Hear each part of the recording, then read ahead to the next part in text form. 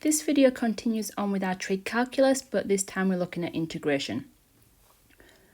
Following on from derivatives, obviously our integration is the reverse. The integral of sine x dx will be negative cos x plus c. The integral of cos x dx would equal sine x plus c. Now we can extend these to when we have something within the brackets of sine and cos for the integrals.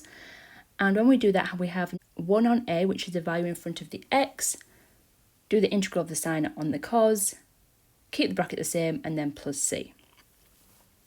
First example, find these indefinite integrals.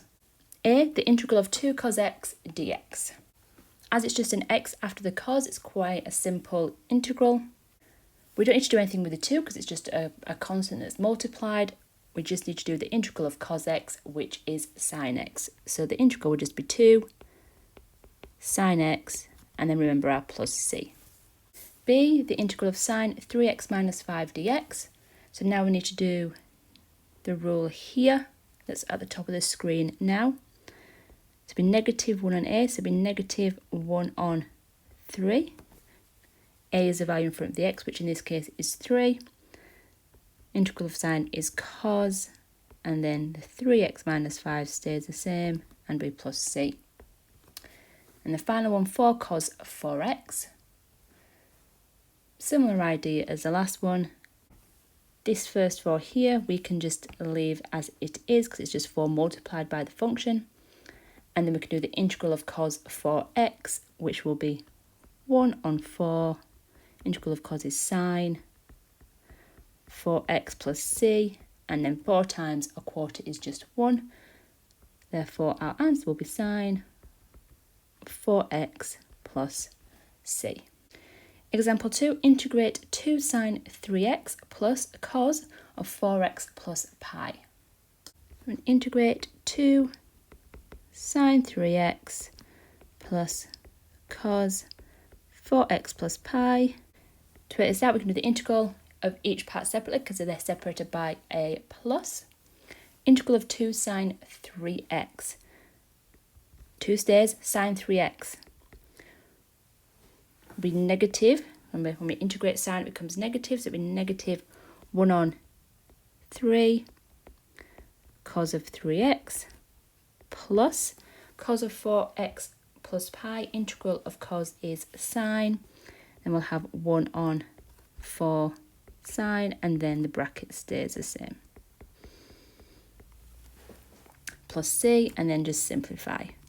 So negative 2/3 cos of 3x plus a quarter sine 4x plus pi plus c. Example 3, integrate 2 minus sine x all squared. So write this out as the integral of 2 minus sine x all squared.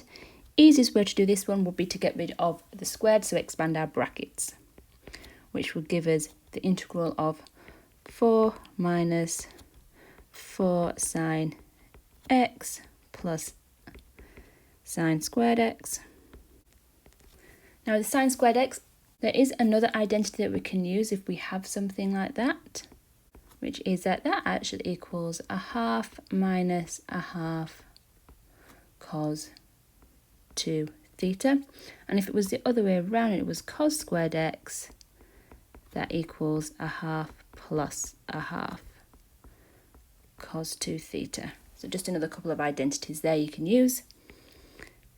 Simplify this further, so 4 minus 4 sine x plus 1/2 minus 1/2 cos 2 x dx. This then can become a bit easier to integrate.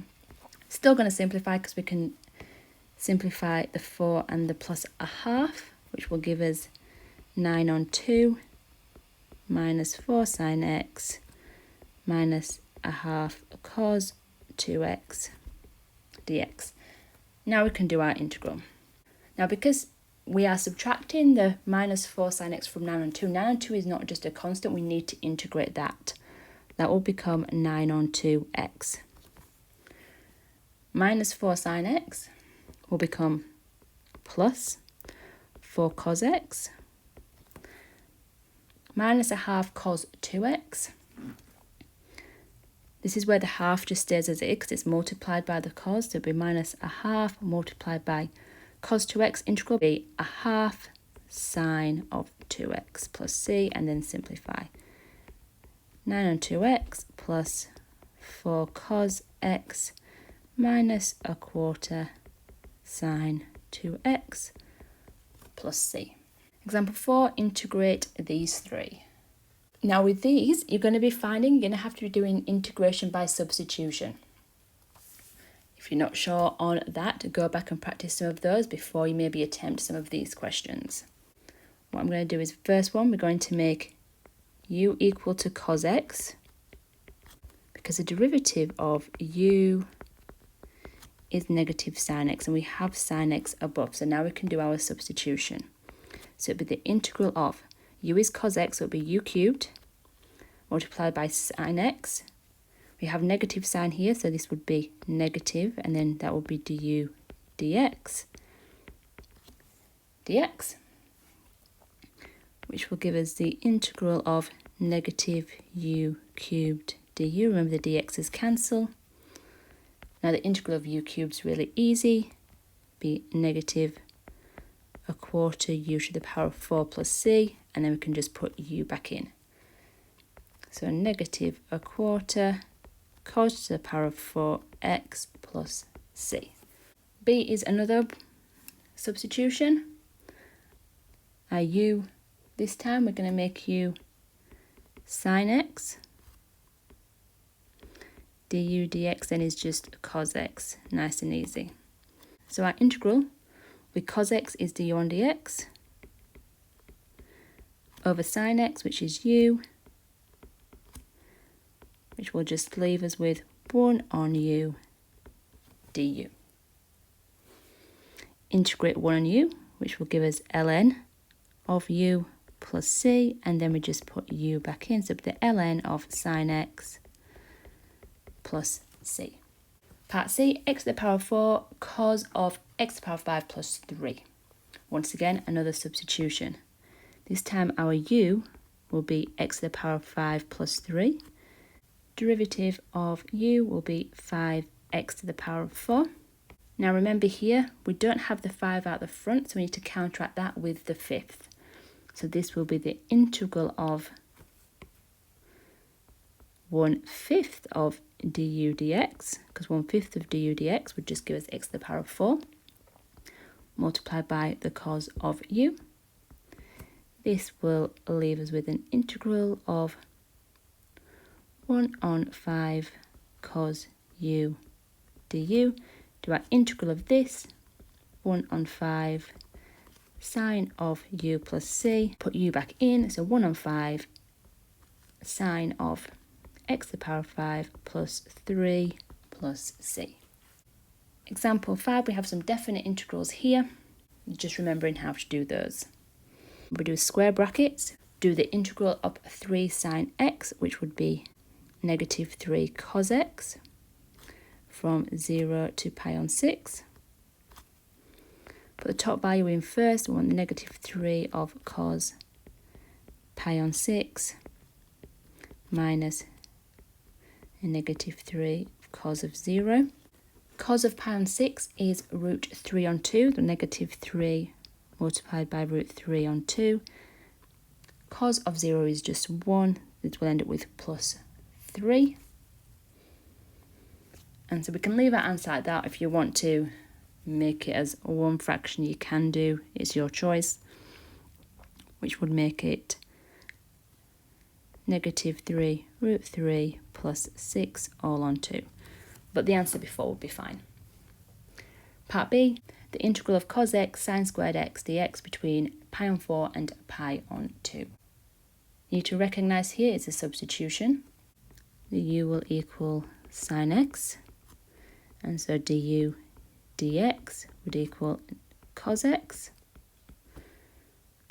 Now we can do our substitution. So integral from pi on 4 to pi on 2.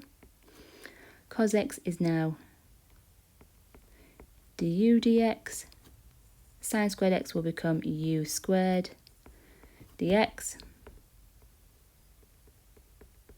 then our integral from pi on 4 to pi on 2 becomes u squared du. U squared, the integral of u squared, will be 1 on 3 u cubed. And then we're going from pi on 4 to pi on 2. So it'll be u back in, so 1/3 of sine of x, sine cubed x between pi on 4. And now we can work this out. So we'll have 1/3 of the sine of pi on 2 all cubed minus 1/3 of sine of pi on 4 all cubed. Sine pi on 2 just equals 1. So it'll be 1/3 times 1 cubed, which is just 1/3. Minus sine of pi on 4 is root 2 on 2. So this part would end up being 1/3 multiplied by root 2 on 2 cubed. And then when you work all that out, you'll end up with 4 minus root 2 on 12. And that is integration of trig calculus.